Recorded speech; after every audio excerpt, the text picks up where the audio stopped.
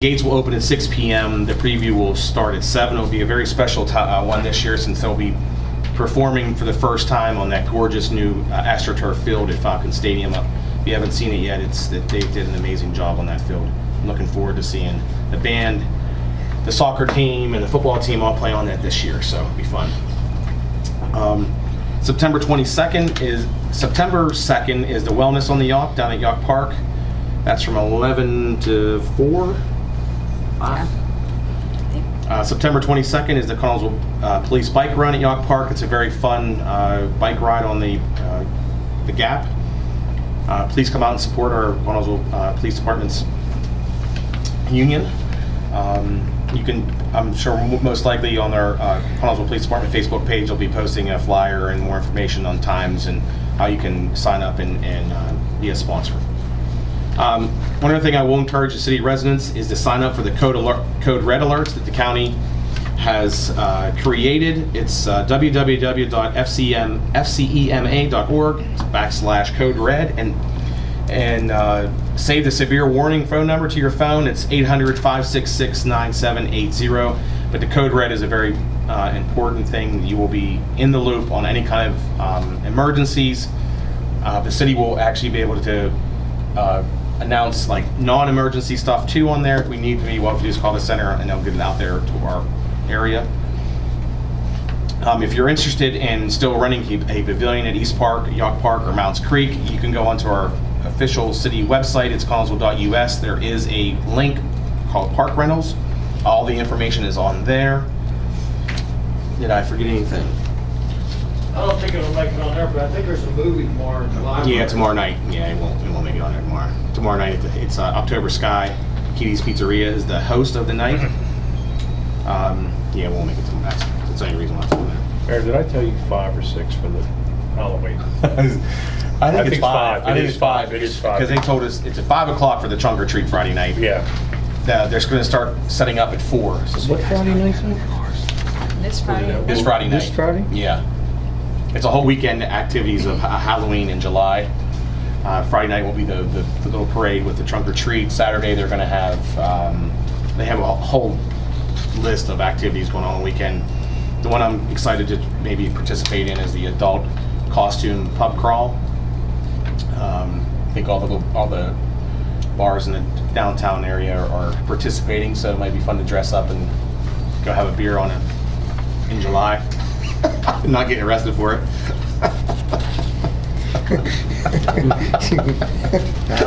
I will just be quiet. Be careful where you park.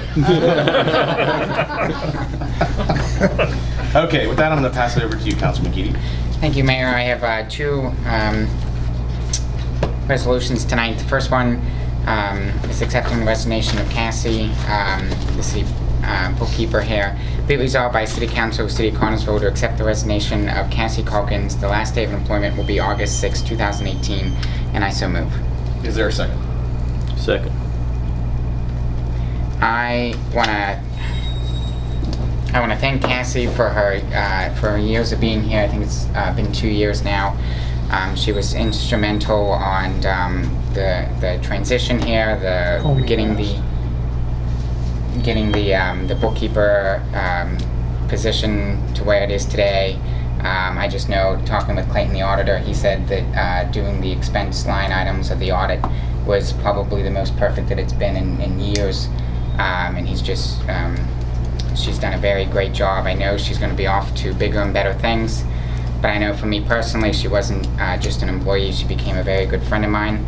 That friendship's still going to last, but I know the city here, and especially the police officers, I'm sure she's going to be greatly missed, because I know I hope maybe I will still get cupcakes delivered for my birthday on September 10th, so if she sees this, it is September 10th. But I know she was great on making sure that everybody felt welcomed and everybody was happy to come in here, because they knew that she was here, and she was just a beacon of light in this building, I will say that. So Never missed anybody's birthday. I know, yeah. Except mine. Oh,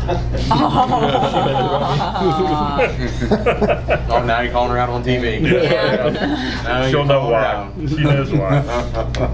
But she will be greatly missed, I will say that. City Clerk, take a vote. Councilwoman Tizan. Yes. Councilman Mtg. Yes. Councilman Topper. Yes. Councilman Karpiak. I don't want to let her go, so I'm voting no. Mayor Lincoln. Yes.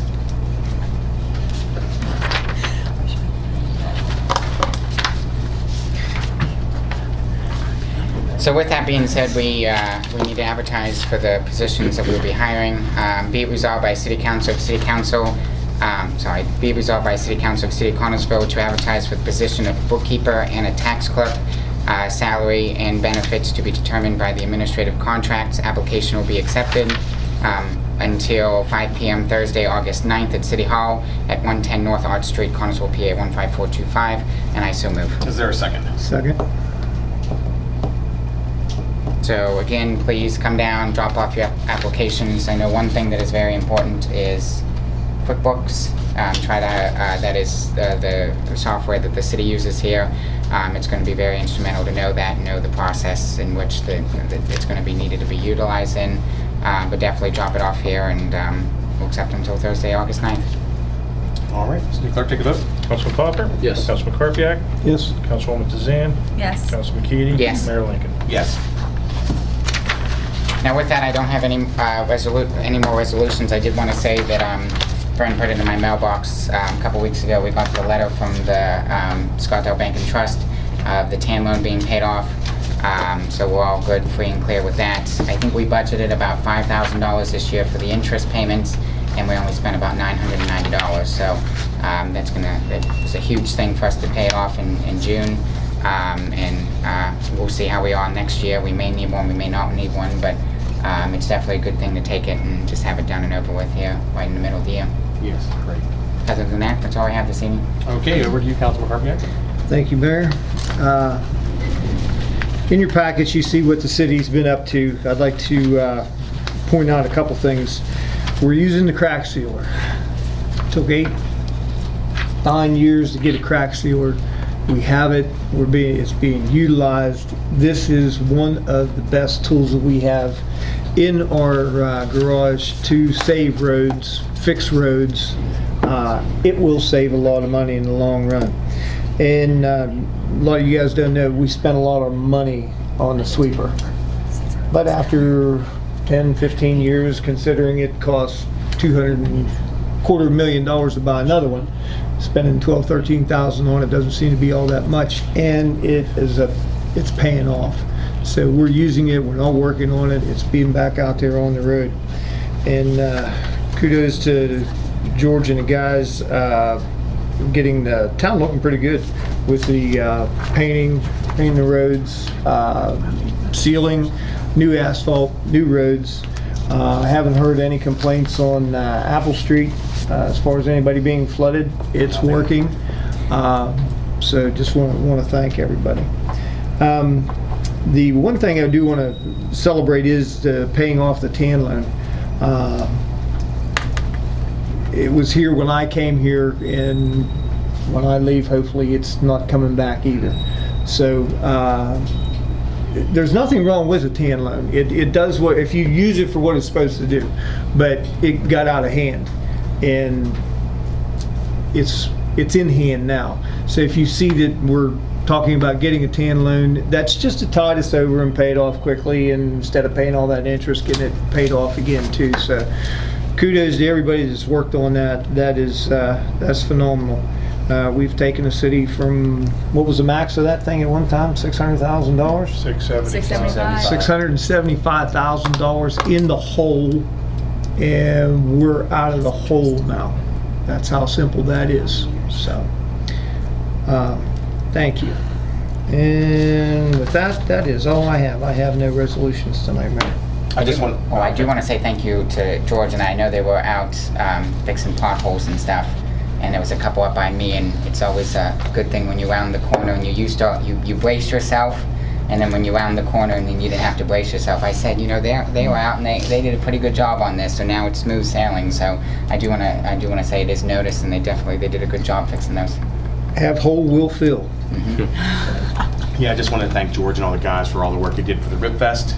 We had a very successful weekend here in the city. The weather was great. The fireworks that the Somerset Trust and Collinsville Festival Association put together were fantastic. Those were really good. First time I don't think I've heard one complaint about it. So I mean that's the victory Even itself. people in Martins could see them, they said. It's Yeah, so it was a very good weekend. They worked very hard to get the city looking the way it did. I know they're out painting the Crawford Avenue and the crosswalks, and everything's looking good. And keeping the parks up. It's been a very busy year for them. The houses are almost down at Dutch Bottom, so now we're going to be having more grass lots to handle, and so it's going to prepare for next year. But those guys, they definitely go above and beyond. They really appreciate all their work. I was down there today, and they're finishing those lots off very nicely. Yeah. They are going to be easy to cut. They would be easier to cut now than what they would have been before. And the sewer lines are up out of the ground, seeing one. Of course, they'll bring in topsoil, and hopefully by the end of the year we will have some grass down there, and then we can begin to figure out what we're going to do with that and start Planning. utilizing it. Yeah. And I actually had a meeting down there with Pima today. They did their first site visit. They'll have one more when all the houses are down. And they said kudos, everything's going on well. A couple minor things that they said really weren't an issue, but just to know. And but everything's moving along well. We had the projects from like Apple Street, Apple Street, where we actually had extra dirt and we could take it down there. They're utilizing that. So I asked him if he had enough, and it seems like everything's going fine there. And that was one of the things that they questioned, because they said, well, is that dirt there? That dirt would deflect water, cause an issue somewhere else if it would flood. I said, it's temporary. They said, it's fine. Yeah, they're worried about us building a wall along the creek with dirt. But speaking of dirt, last night the redevelopment authority awarded a contract to El Grande to finally finish East Francis Avenue. Maybe putting new drainage in up there. I'm excited. So I think it came in under like around $30,000 under the money that was there. So that money will be available to do looking to do tree removal on East Francis Avenue after they get started and make sure there's no change orders or anything like that. But I'm excited for that. I'm also excited that with the money we still have available to do our own paving, that most likely we'll be able to use all of that for our own paving, not for East Francis. So that's going to be to know that we will still have a little bit of paving to do this summer. So. It's been a long plan on Francis. I can't wait. So I'm looking forward to. People be speeding the whole way. I'm looking forward to getting those messages about when are they going to come enforce the traffic, the speed on East of France Avenue. We need speed bumps. I mean, that we are. I already can tell you that's going to happen. That's For not every going speed to paved, you get that. Yes. I sat Okay. on somebody's porch down there. All right. Thank you, Councilman Parpiak. Over to you, Councilwoman Dizan. I don't have any resolutions this evening. I'd just like to remind everyone about Wellness on the Yawk. Mayor Lincoln referred to it earlier. If you're into holistic, organic, healthy living, it's a perfect day to go down there and check out all kinds of vendors and things that they'll have. I also want to reiterate, please visit our parks, but please be respectful of the rules. You can't park inside the parks or drive through the parks and block off our bike trail or any access for emergency vehicles if we would need to get down there if something, God forbid, happened at the river park. And we will be ordering signs, so they will be able to tow away your vehicle. So just FYI, everyone, it's going to come down to that. Then that's it. Thank you. Just a reminder, July 29th is a Sunday. We're actually going to dedicate the Mounds Creek Ball Field to the Williams Company. We got our design. We're going to actually get the sign made as we speak. We're going to dedicate the field, have the national anthem. We're going to do it all just like it's a regular ball game. We're going to play a wiffle ball game. Right now, the Williams Company has about 15 employees coming with their families, so it's going to be a nice, fun community day. I want to invite the community to come down, be a part of it. Just need to know who on council, trying to get a team put together so we can, What time? it's 1 p.m. 1 p.m. will be the start. We'll probably I'm in training. 1 to 4, I don't know how long it takes. July 29th. If you bring the balls. Yeah, I'm trying, hopefully we can get a couple firemen, you know, a couple guys from New Haven, a couple guys from the police department. I know we got a couple from rec work playing. I mean, I don't know. It's going to definitely be a co-ed thing, but it's going to be a fun. It's going to be nice to be able to just a little thank you to them, and then that day you can be able to actually take a look how awesome Mounts Creek Park has turned into. The tennis courts are now done. There's pickleball courts down there. 3 shuffleboard courts are available. Yeah, we got the sand volleyball courts. We have the beautiful playground there. The Cali Jaworski Pavilion. It's one of our premier parks now, and it is available for rent. And if you're looking for a family reunion to have a nice day, that is the park I would look at because there's no one else down there. Perfect. But I'm really looking forward to the 29th. Kevin Harrison's going to be he's going to be our PA announcer. You know, we're bringing him out of retirement for that. So I'm looking forward to it, and I'm just praying that we have good weather. But nothing else? No, I don't think so. When is the art day with Liz at Young Park? It's next week, Next isn't week, it? next Wednesday, I think, because it's when they pass it off. Okay. Thank you, Councilwoman Tizan, and over to you, Councilman Tupper. Health officer's report is in your packet. Tom's been busy. You know, if anybody out there has a problem, please let us know, and we can get him over there. He tries to be everywhere he can be, but it gets tough. City's small but big at the same time, so it's hard to get from house to house. So you got to let us know if you have any kind of issues. New Haven hose report, they had 32 alarms for the month of June. Nothing really too crazy. Some vehicle accidents, you know, it's summer. I know there's a lot of traveling. 119 seems to be busier and busier every day. So just try to be careful when you're driving through downtown. Pay attention, you know, there's the crosswalks, there's bikers, everything. You gotta, you know, every once in a while actually pay attention to where you're going. I do have an ordinance.